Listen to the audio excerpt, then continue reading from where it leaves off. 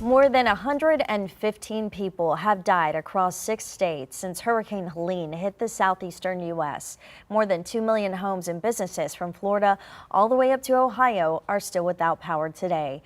Residents say the cleanup will take years. Nicole Valdez is in Anderson, South Carolina with the latest. Nothing could prepare residents across the southeast for the devastation caused by Helene.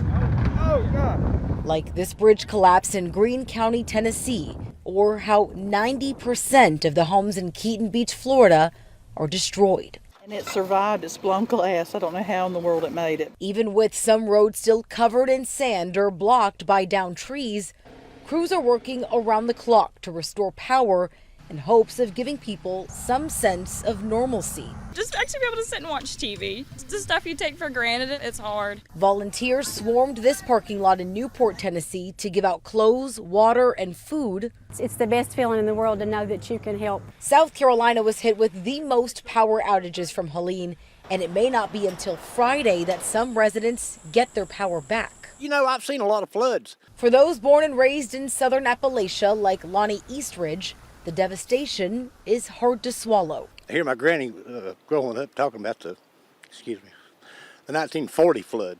Now, this is probably worse than the 40 flood, but I guess this is my generation's 40 flood because this will take years to clean up if it's ever.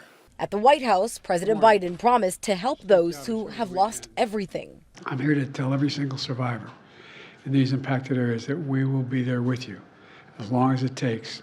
An arcade is one of the few spots with power in Ashe County, North Carolina. They've kept their doors open, offering a much-needed distraction from the outside. Nicole Valdez, CBS News, Anderson, South Carolina.